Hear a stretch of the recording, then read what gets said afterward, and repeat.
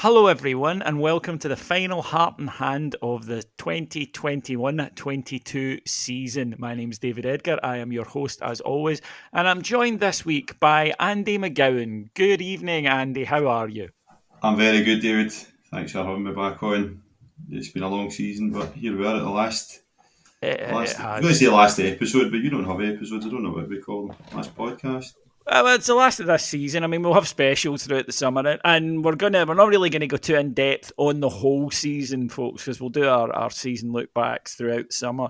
This is more just about the cup final on Saturday, where Rangers finally got their hands on the Scottish Cup after 13 long years. It had been a very, very long time indeed.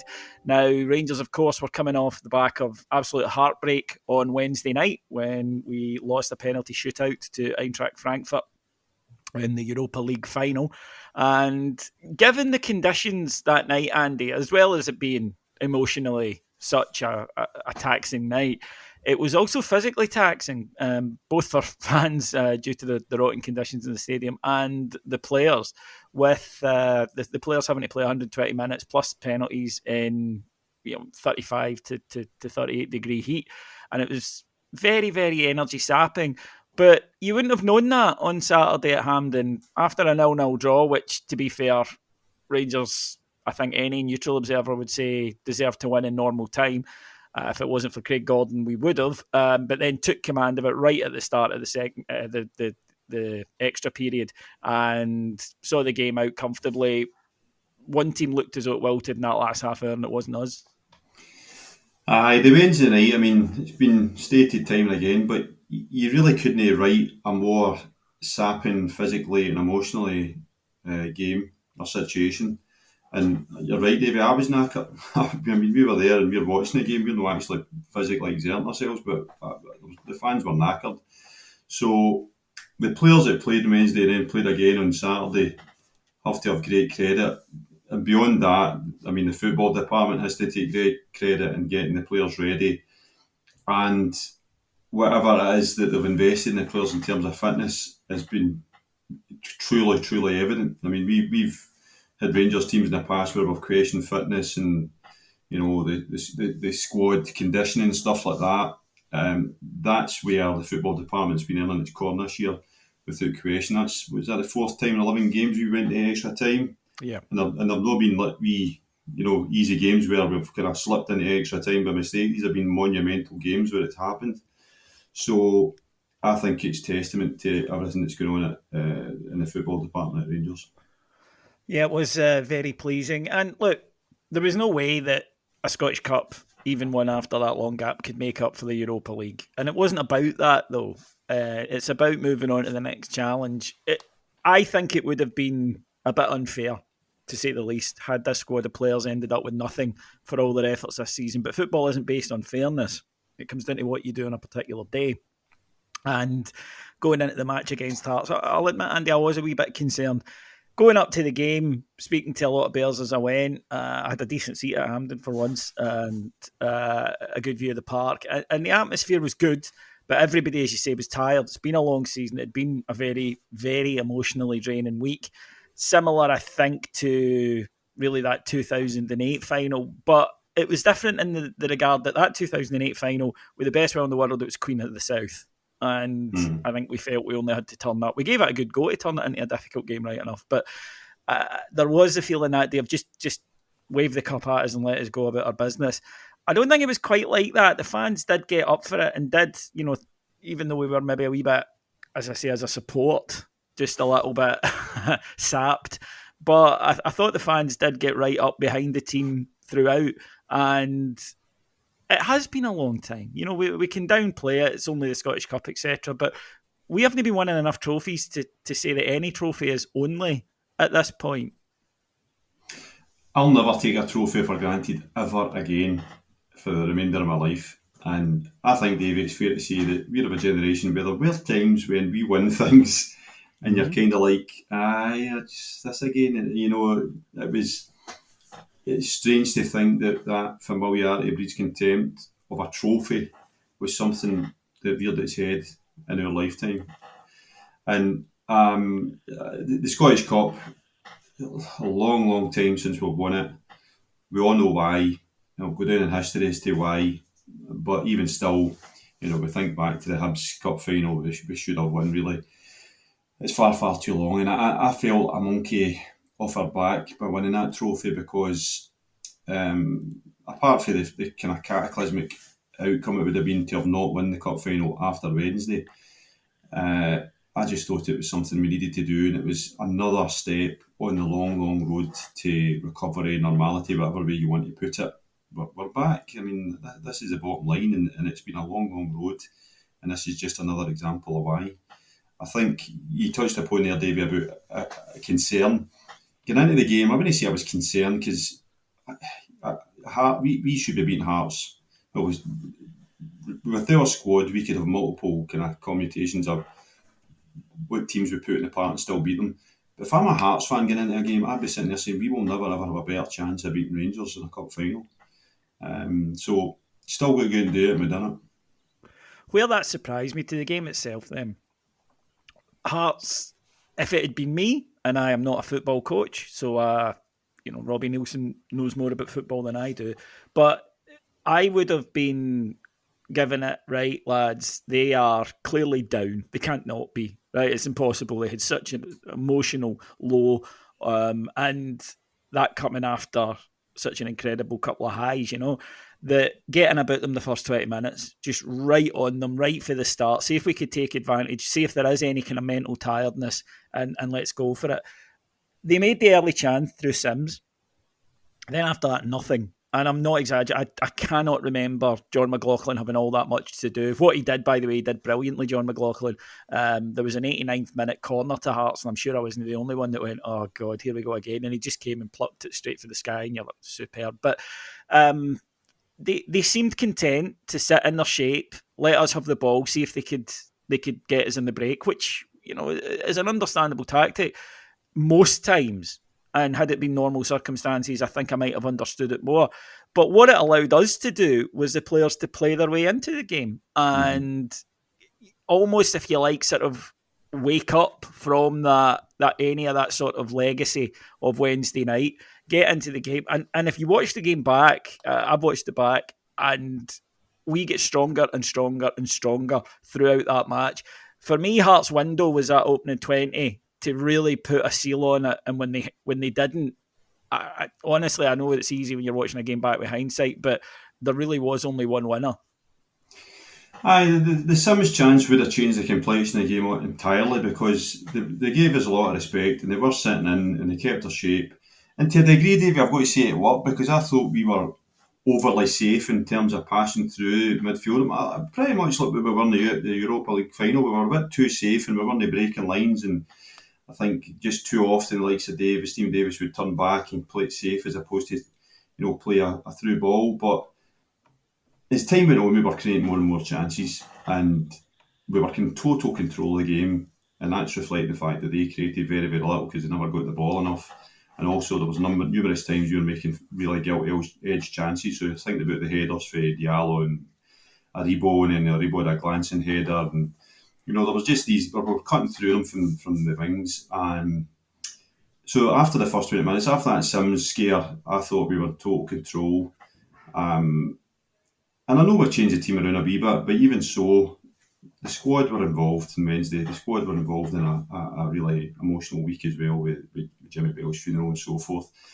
I thought, I was never ever sitting on the edge of my seat worried about that game after the Sims chance. I've got to say, there was just too much happening to say that we are not going to get a breakthrough.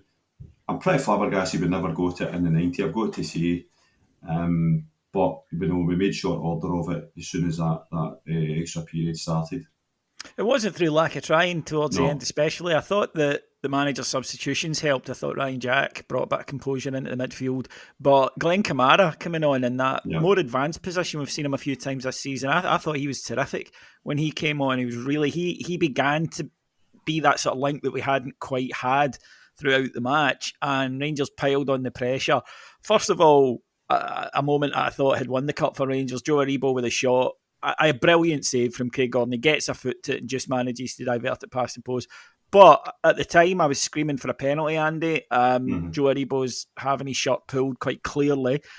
he gets the shot away, but I don't see any rule in the rule book that says that negates a foul. It was a foul. If it had happened outside the box, it would have been brought back. I get, 90th minute of a cup final and all the rest of it, but it was a penalty kick. I mean, I've heard this, well, he got his shot away. Well, maybe they got a better shot away if he hadn't been tugged. No, he absolutely would have, yeah, because he's fallen backwards as he hits it, so he can't generate the power you would expect. Yeah, and that is a classic example of where VAR would have helped us, because it was a penalty. There's no denying. He had his arm and his shirt, and Aribo was very strong on the turn, as we all know, and he managed to get a shot away. And saying that, it was an utterly fantastic save for Gordon. It was one of the moments where you just can't quite believe it never went in. So it should have been a penalty. You're right about the substitutions. One wee word in Kamara, and I suppose this speaks to Gio Van Bronckhorst. When Van Bronckhorst came in, he kind of, he put his hat on Kamara and says, "You're one of my main players," because he made him his number 6. If you recall, for the first, 5 or 6 games, he was playing in front of the defence and he was a main playmaker. But what he's done with him is, since we've not really had a main striker, he's used him as the guy that holds the ball up. If you've noticed, he was doing it again on Wednesday, because Kamara's so strong, much like Aribo, in terms of taking the ball and protecting it and shielding it and getting a turn or getting a half turn, which was exactly what we were missing on Saturday. But weren't, as I say, we were too safe. There was nobody willing to take it on that half turn. I think that's where he plays for Finland, but I wish he was just a wee bit more deadly in and around the box. We've seen a glimpse of what he can do against Leipzig with that finish. If he could add that to his game, then as a number 10, he'd be pretty special. Yeah, he most certainly would. And just after that, Scott Wright got his head on a Tavernier free kick, clipped the top of the crossbar. And at that point, I must admit, I was thinking, is this just going to be one of those days? But into extra time, and it became clear immediately that no, this was not going to be one of those days. Ryan Jack, doesn't he score a lot of goals? But when he does, they are worth seeing. And this one was exactly that. Corner kick nodded out. He's in the edge of the box. One touch to set it up. And then the only goal I can really remember was also at Hampden that was like this. And that was Davy Cooper's free kick past Jim Leighton in the League Cup final in 87. Talk about thunderbolt. I mean, it was through and past Craig Gordon, who I think appealed for something, anything. I wasn't ready. I don't know what he was after. He seemed to be indicating a handball, and I'm really not sure what he thought he'd seen. But I saw some pundits saying, it was straight in the middle of the goal and Gordon might have done better. I think that's more to do with the fact that he is such a good shot stopper. That maybe nobody was saving that. It was past him before he had time to react. A stunning strike from Ryan Jack. Aye, 100%. It was a thing of beauty. And I mean, I've been critical of Ryan Jack, not as a player, but I've been critical for that kind of thing. And even just last week at the Europa League final, I think he had a chance, similar area. He skies over the bar, and I turned to my pal and says, he's the last guy you want shooting for the edge of the box, because he's not particularly good at it. When he does it, or when he achieves it, it looks great, but they're too few and far between. And I'm thinking maybe up at Ross County, past one in NA, and then he obviously had that fantastic volley against Kilmarnock last season. And he needs to be, I'm going to be careful with words, it's not a case he needs to be doing more than that, but when you've got a game that was going the way that game was going, which is a deadlock, and you're kind of running out of ideas, or you're using up all your efforts, you've got to get somebody from midfield that does something different, creates chaos, and chaos comes for shooting. We don't do it enough as a team, and I was delighted to see it, because you talk about the intensity of the extra period, we're talking about fitness and everything else. Jack kind of epitomised it, and Van Bronckhorst used the subs very, very well, I thought, because when he brought him on, he just brought an added focus, how he can hold the ball, he makes things happen. He seems to have an impact on his teammates in terms of leading the way by example, and he's always got that bit of bite and aggression in his play, just by his demeanour, never mind his actions.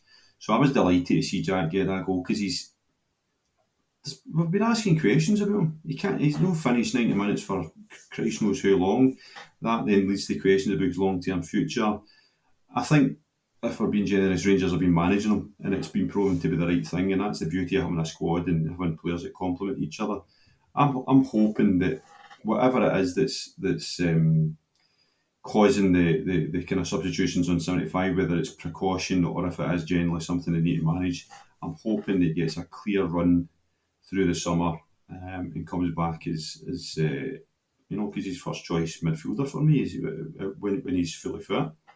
I'd like to see him knock Scotland in the head, but maybe that's just my bias. No, I mean, I'd like to see all the players knock international just on the head, but I realise that's probably an unrealistic dream of mine. But yeah, after that, then it was a case of could Hearts respond? They came out a little bit and were immediately punished. Rangers on the break, Ryan Kent driving through, slips in Scott Wright, good touch to give himself the angle, and then takes it early, perfectly placed with power into the corner of the net. Similar in a way to a goal he scored a couple of weeks ago against Motherwell.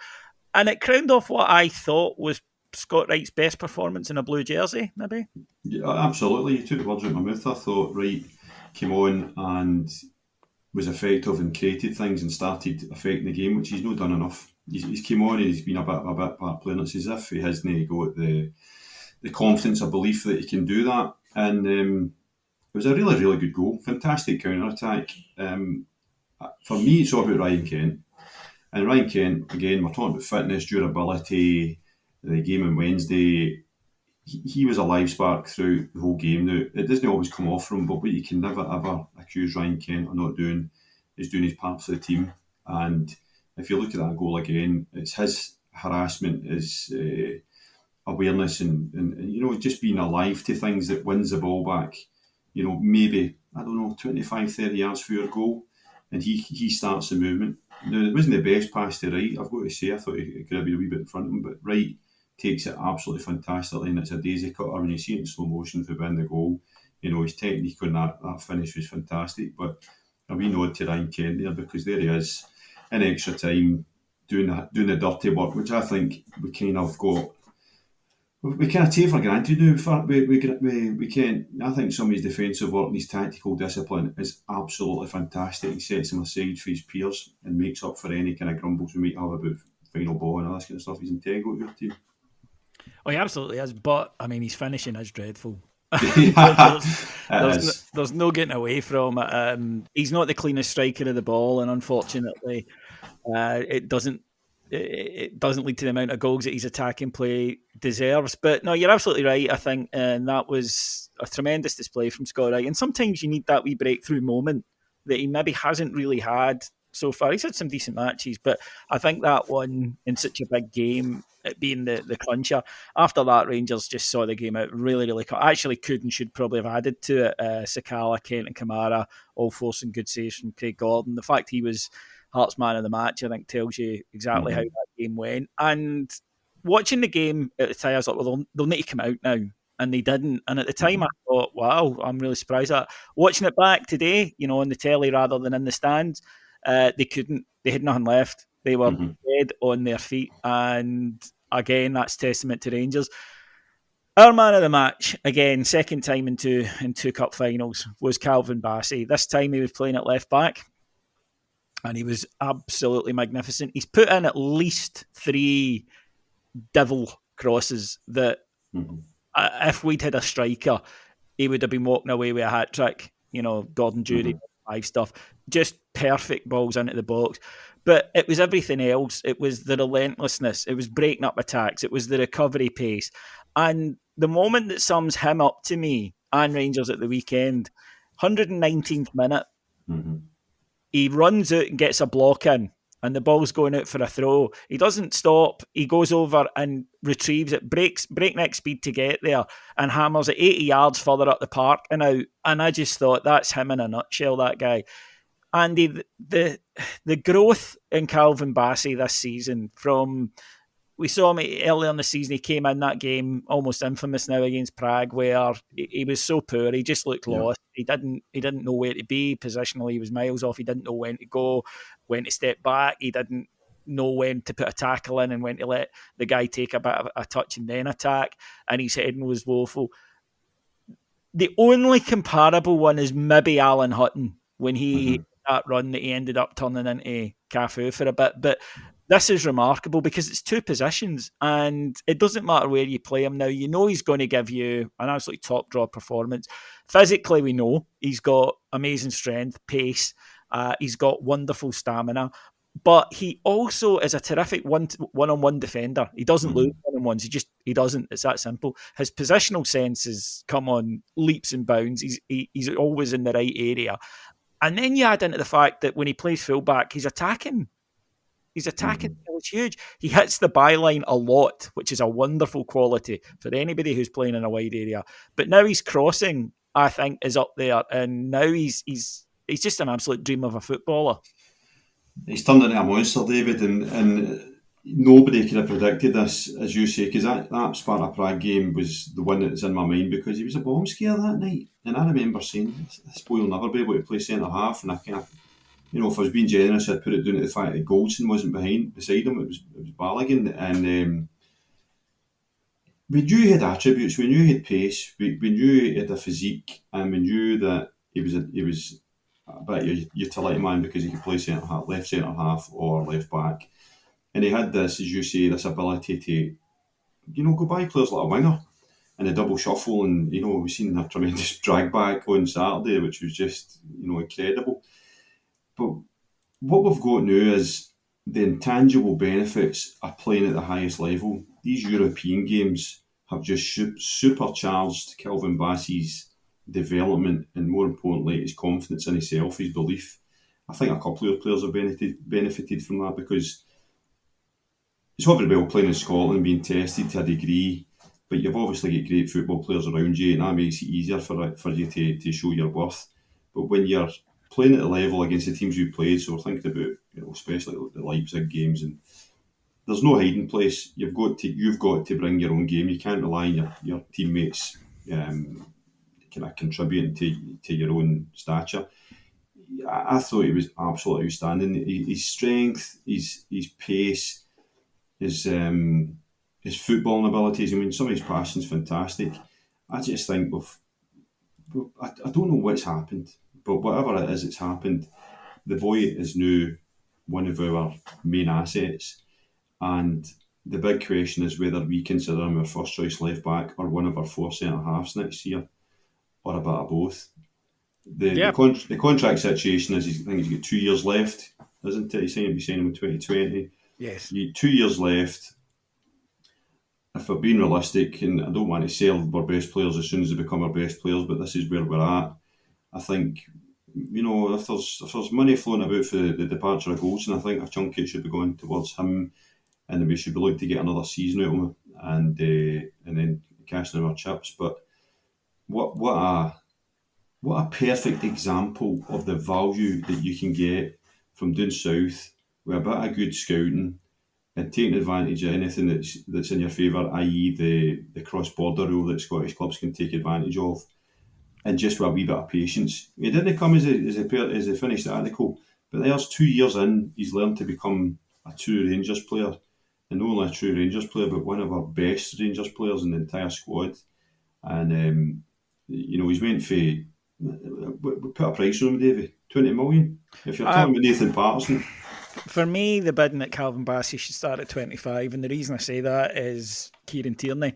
Yeah. And the one, he's played at a much higher level than Tierney. Tierney never played in the latter stages of Europe. 2, you also have the fact that he qualifies as English homegrown, even though he's a Nigerian international. He's still by the weird and wacky rules of UEFA. That's a premium quality. That adds something. 3, the fact that you look at the improvement within a season, that you don't know where he's going to stop. And 4, the absolute key thing is that he's never injured. You never have to worry about that with him. So for me, that's now in terms of something you mentioned there, that does mean if we're going to now value him at that sort of money, and we should, then I think that his agent will go to Rangers and be quite right to go, well, if you value him at 20 million, you need to start paying him much closer to that than when he was just a squad player breaking through at the side. But I mean, an absolutely tremendous footballer right now. If this was as good as he got, but it won't be. That's the thing. Look, I don't say lightly, player X of ours in Scotland could walk into a top 4 English side, right? Because it is a huge gap. No matter what anybody thinks, it's a really big gap, right? It's a big gap to most of their teams in England.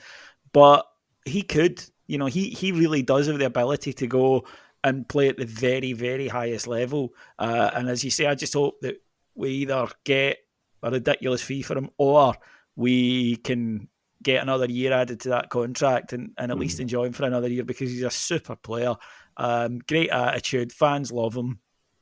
And he's just getting better and better and better. So I look forward to seeing what next year can bring. One thing next year will bring will be changes, though, Andy. There's no doubt about that. The manager rejected the idea that this is a team coming to the end of its cycle. He says a team coming to the end of its cycle doesn't get to a European final and win the Scottish Cup. But I think that for a lot of the fans, there is a suggestion that this team is going to break up somehow, because we've got a few guys with no contract time left. Connor Goldson, Leon Balogun, Stephen Davis, Alan McGregor, for example. We've got guys who have 1 year in their contract. Ryan Kent, Alfredo Morelos are in that. Joe Aribo are in that boat. So there are going to be changes. Some players will want to go. I think Connor Goldson looks as though he's going to go to pastures new. Other players will possibly not be offered a new deal, although we still await news on that. There is going to be a turnover this year. Financially, we should be in a good place. There should have been money there for Gio, regardless of how we'd done in Europe, but then the European run helps. If we do sell a couple of players, that will bring in more funds as well. Let's start with the older players then, Andy. Alan McGregor was brought on for the last couple of minutes. The first Scottish Cup final he played in. I hadn't realised that he'd been injured previously and or out of the side and missed our last Scottish Cup. So it was a nice moment for him to get on and just complete the set, tick off everything as a Ranger. And that understandably sentimental decision. Credit to John McLaughlin, it was his idea apparently, and credit to Gio for going along with it. But it kind of did look like, right, that's it, good night. When asked after it, though, he said, well, we'll see. Wouldn't confirm it, just understandably wanted to go and enjoy the occasion. Would you be holding on to Alan McGregor for another year? I think that, so the answer to your question is depends who we sign or what happens next, because you can't say that he's done, because he's clearly no done. His standards may have marginally slipped because we've had a couple of errors this season that have cost us pretty dear, to be honest, but he's still a class goalkeeper. I think his comments after the game probably were more savvy than he lets on in terms of creating a headline for the next morning, i.e. McGregor's away, and I think he's old enough and wise enough to do that and keep the headlines on the Scottish Cup win as opposed to making it about his departure. I'll be surprised if we see him. And to answer your question directly, I would probably say it's time to move on, because what we've seen with McLaughlin is that different dynamic in terms of coming for the ball and with the ball at his feet, it can be very, very positive. The Celtic semi-final was proof positive of that. So there is life after McGregor, as great a goalkeeper he is, and sometimes you can change the dynamic of how we play, even by changing your goalkeeper. It's a modern game, so I don't think we'll see him next season, though.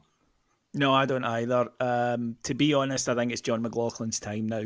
I think you're absolutely right. It's not an area I'm going, we need to buy in a player, put it that way. And again, on Saturday, there were a couple of occasions where Hearts tried to put us under pressure with high balls, and he's just a different type of goalkeeper. Alan McGregor wouldn't have come for him. He did, and just dealt with him, and that was it, done.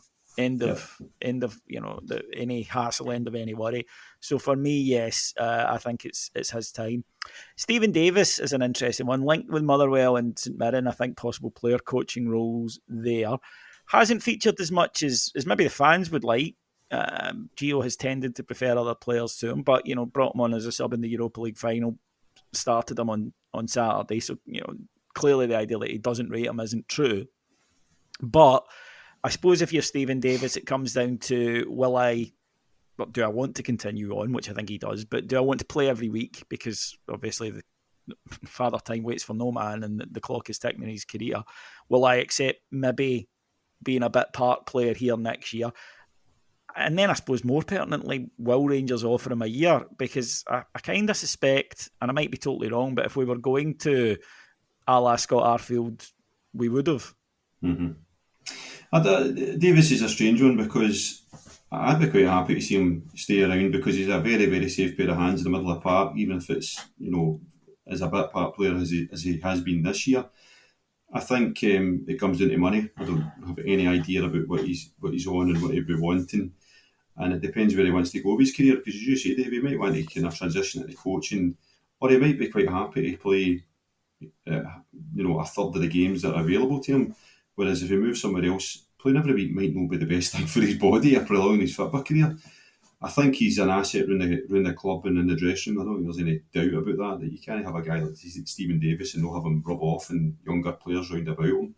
And was it Scott Wright was mentioning him and Arfield as kind of semi-mentors that have taken him through tough times. So I would offer him another year, but it comes down to finance and it comes down to being on the same page as what he wants in terms of football and playing minutes. I agree with you. I don't think he'll be here because I think we're an offer him by now.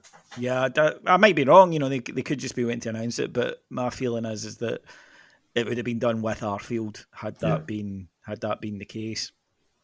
And it might just be, I think it's been clear since Gio loves Arfield, just as a player and as a person. And he might feel, well, I want to keep one of these old heads around, these experienced players, and he's maybe made his choice. But, we'll see. Time will tell on that as things get discussed. Now, we're going to, as I say, see a turnaround. Personally, I think Alfie will stay. I think he might sign a new deal. I think Kent will go and I think Aribo will go. Mm-hmm. I think the overhaul is, and this is just me, is slightly overstated because I think I don't think we are used to now selling multiple players because we've had 3-4 years now where we've had massive stability, as big a stability as you'll get in the modern game just now in terms of keeping players. So I think us selling players, 3, 4, 5, 6 players, or getting rid of that kind of numbers might come as a shock to the system, to the support. So I think Morelos will stay. I don't think he's ever been as settled, and I've referred in other pods about the fact he's moved house, he's got a kid now. I think Aribo, Kent and Kamara are the 3 saleable assets, but I don't think we'll sell all 3 of them. I think 2 of the 3 will go, and I don't know who. I think Kamara's longer contract. Kamara's got a longer contract, but I wouldn't be surprised to see one of them run down their contract, David. I think this notion that you can't have any players run down their contract is misplaced. Every club will have it. Every club will have players that exercise their right to do that, and not every player that does that needs to be an Odson Edward, where you kind of down tools and you think you're not getting your money's worth out of it. Aribo's pretty integral to us. I mean, there's a reason he's played more games for us than anybody else, and we've spoke already on this very pod about Ken. So I think out of the 3 of them, Kamara's the one that's probably most replaceable, if you like. But I'm not sure which of the 3 will go. I think 2 of the 3 will be away to fund a wee bit more of the activity. The other thing about funding is we've got to remember, for the first time in a long time, we've got surety of budget because we've got European group stage football and Europa League guaranteed next year.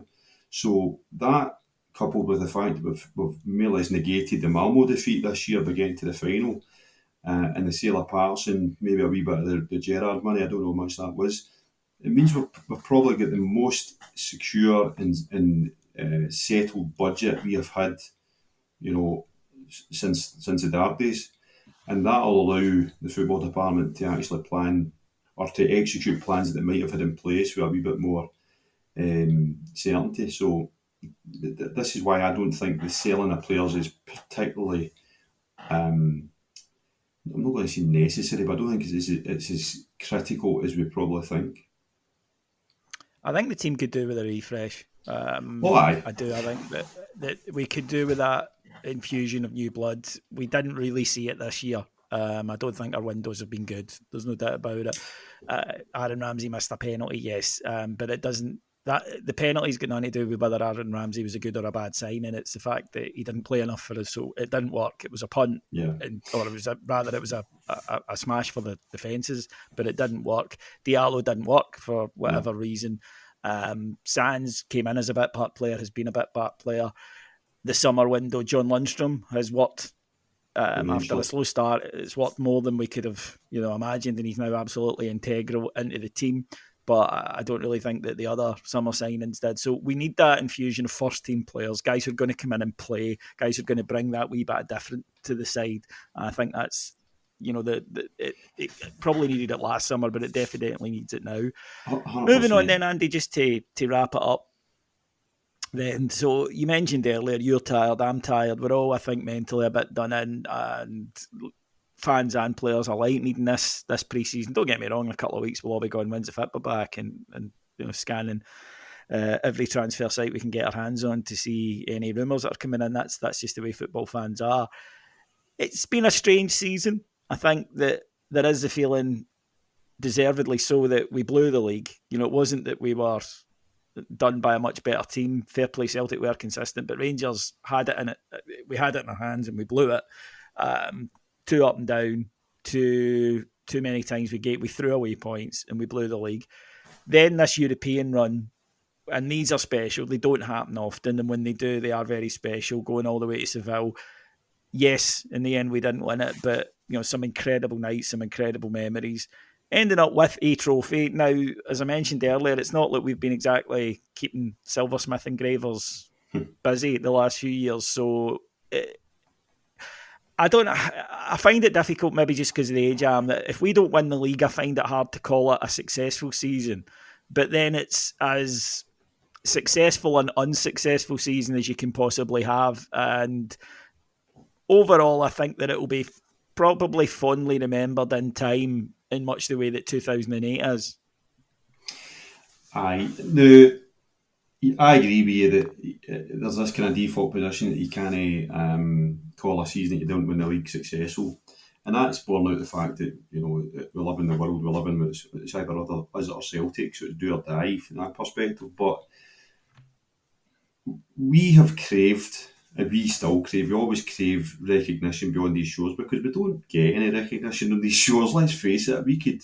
And I'm talking about Rangers as a club, a football team as a support. We are never ever going to get a pat on the back for anybody in Scotland. That's just the way it is, and we accept it. But glory in Europe, and glory can come in many forms. It doesn't mean you need to win the trophy, but recognition. If you go to Portugal and ask them what they think of Rangers, what they're going to say. If you go to Germany and ask them what they think of Rangers, what they're going to say.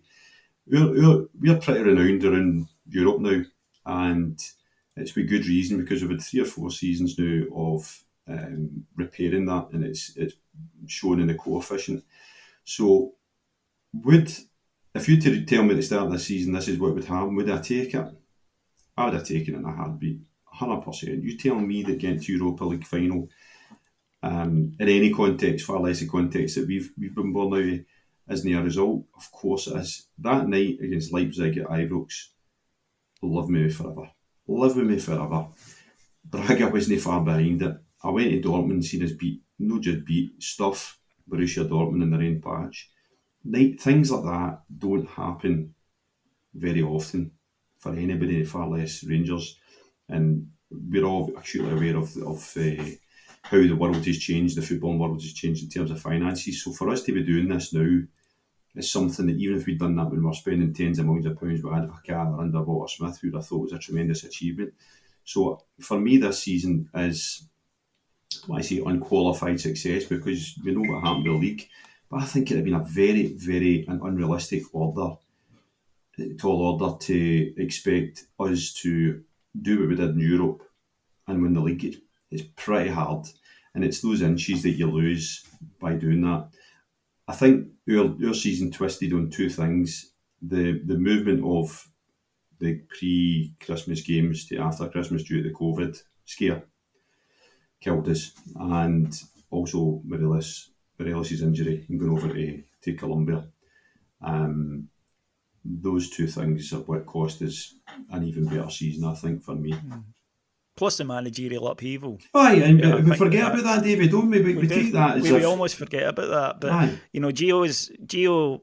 There's always going to be a transitional period. It becomes a transitional season for you if a manager changes, of course, because that he comes in with his new way of working, his own ideas, and it took a while to get them across. We've seen it the last 2-3 months, definitely. We absolutely have, and I think that he has now shown what he's got as a manager. I think tactically he's terrific. Clearly the players do want to play for him. That any kind of rumours about that, I think, are nonsense. And I'm looking forward to seeing that when he puts his stamp on the side, what we're going to get. I think he is now fully acquainted with Scottish football again. That is a factor. Gerrard was exactly the same. You've got to kind of get used to the idiosyncrasies of the game up here. I think he's into that run now.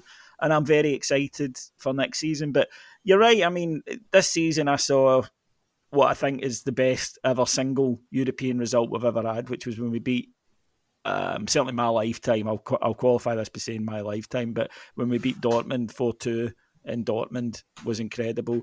I had 3 outstanding nights, almost progressively better: Red Star, Belgrade, Braga and Leipzig at Ibrox, with Leipzig becoming probably the best night I've ever experienced at Ibrox. I got to go to a European final, which was, incredible, and we were within a ball hair of coming home with a trophy. And yeah, so I mean, I'm always going to remember this season. It's been absolutely unforgettable, and I look forward to the future with a bit of confidence. Right, folks, that will do us then for Heart and Hand for this season. I mean, there will be more. Don't worry, we'll still be bringing you content every week throughout the summer, so don't panic too much. It'll a good time, though, if you get bored and you're missing your Fit Fix, to go to our Patreon site. We'll continue with stuff all throughout the summer there. Patreon.com/Heart and Hand. I'd like to thank our sponsors throughout the season. I'd like to thank our executive producers in London, Mike Lee and Paul Myers. All the podders who've came on and contributed, and especially tonight, Mr. Andy McGowan. As I always say, Dave, it's my pleasure talking about the Rangers. It's been a funny old season, but we're back, and we should be going through the summer with heads held high and looking forward to next year, because we are back. Absolutely. And on a personal note, I'd just like to thank all you listeners for sticking by us. This was the most challenging year in the history of Heart and Hand, when a newspaper tried to take us down because they fear what we're turning into, what new media is turning into, and you wouldn't let them. It was that simple. You rallied round us and you brought us through, and you actually turned what they hoped would be the death knell of Heart and Hand into our most successful season of all time. So I want to thank each and every one of you for that. It means more than you will ever know. As I said, papers of customers, we have a community, and we're only going to get bigger and stronger, and the Rangers are going to be exactly the same. Thank you so much to everyone, and we'll be back next summer. Take care, everyone. Bye-bye.